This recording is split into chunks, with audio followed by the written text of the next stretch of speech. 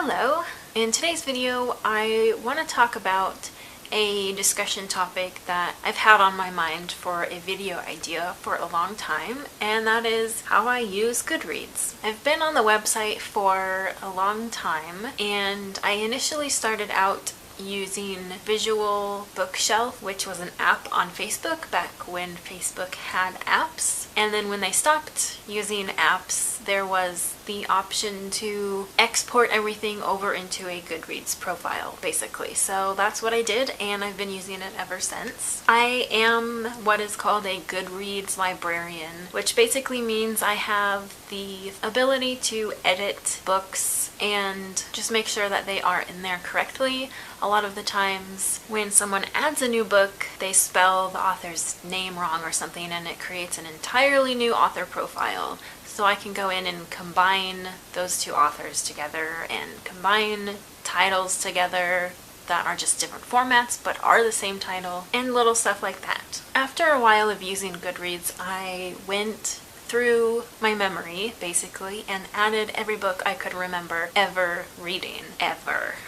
So there are a lot of Babysitter's Club books on there and books that I remember reading in school, although I know there are a ton more that I just have completely forgotten. And when I buy a new book or receive a new book, I add that as soon as I remember, so that my Goodreads is completely up to date, because I have a lot of shelves on Goodreads, and when I first started looking at other people's profiles, there are some people on Goodreads who have a lot of shelves, like 50 different shelves or more. And a lot of what I see how people use those shelves are for different genres, like romance or horror, or 10 different shelves that are all different subsets of the romance genre. And I mean, to each their own, but for me that would get a little out of hand.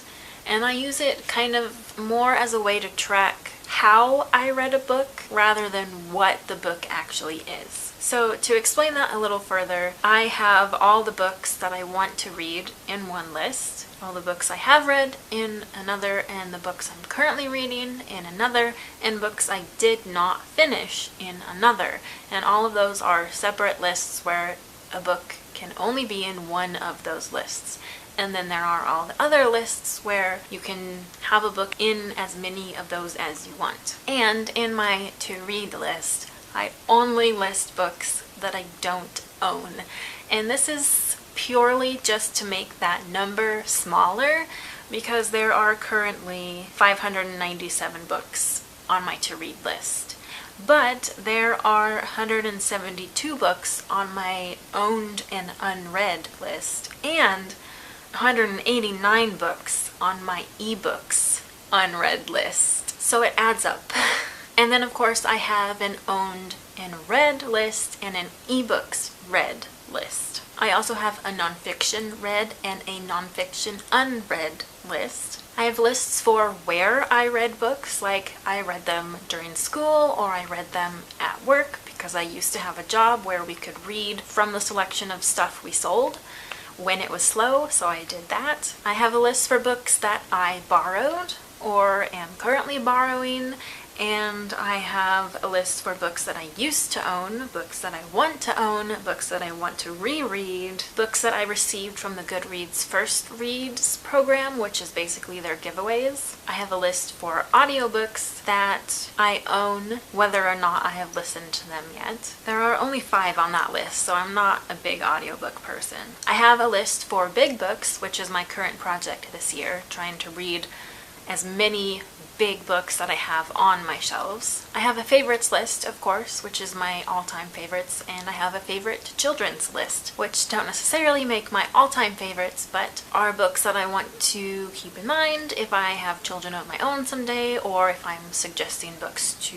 my niece or any other future nieces or nephews or cousins, etc. I also have a list of graphic novels, just to kind of keep those separate, and if I feel like reading graphic novels, I can go back to that list. And I have a list of diverse reads, and I started this one after the big Read Diverse campaign started, to kind of see where I was with that and to make an effort to add more books to that list. And it's people of color, and some of them are authors that are LGBTQ, or authors or characters even who have a disability, etc. So it's not all race-based, but mostly books by authors of color. And I can't remember if I included books by white authors about characters of color, but those might be in there too. I try to do own voices when I can. I also have a list of cookbooks that I started late last year in 2016 when I was reading a bunch of cookbooks. And those are basically all of the shelves that I have. And I haven't quite seen anyone else use shelves in the same way. But if you do, then let me know, and maybe I'll go check out your profile and see if there are some good ideas on how to keep up my shelves. Because honestly, like, one of my favorite things to do on a day off when I don't have much to get done is just go through all of my lists and see if they're up to date. Make sure I've added all the new ebooks I've purchased, which usually I don't until I remember. And I don't really go back and use all of these lists on a regular basis, but the one that I do use is either ebooks unread or diverse books, because I try to only read diverse ebooks, and I'm always at least reading one ebook and one physical book. So if I read only diverse ebooks, then I'm usually reading one diverse book at all times. Even if ebooks I don't read quite as often, it still makes me feel like I'm putting in a good effort, if that makes sense. As far as posting updates and all of that sort of thing, I do track my reading progress with each book, but I don't post after each reading session because that can get to be a little much. I tend to post maybe every 50 pages or every 100 pages if it's a really big book, or if I'm reading an ebook, maybe every 10 or 20%. Some of the other functions on Goodreads that I use every once in a while are giveaways, which I already mentioned. I've only won about 6 books from their giveaways, which is probably a decent amount, and there's only one that I did not finish.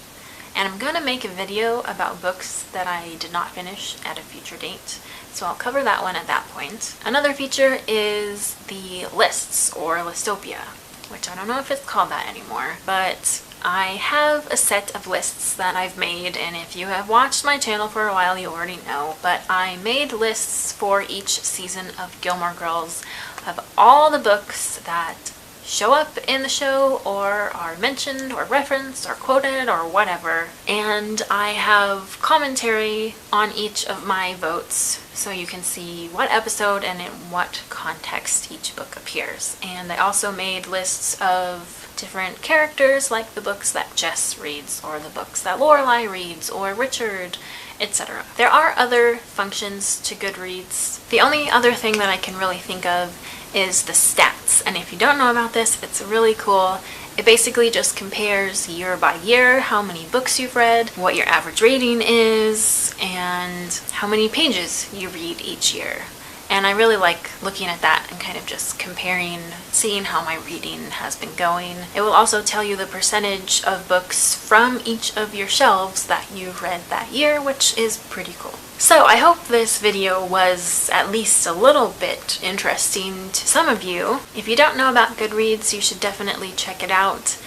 And it's just kind of whatever you make it. It can be really low-key, or you can be really intense about it. And it's really fun and a great place to learn about new books. I promise this is not sponsored.